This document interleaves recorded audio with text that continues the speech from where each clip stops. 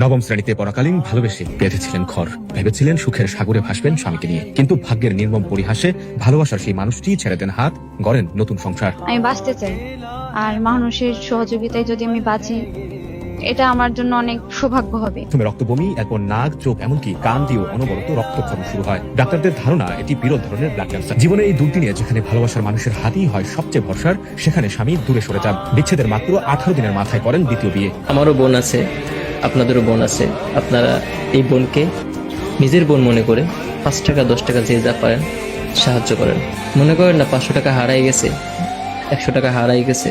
झूठ की जमीन पर फरेब के ये सारे घर इनमें रहने वाले तुमको सफेद दिल पर जिम्मा है ये कुदरत का या खता तुम्हारी है।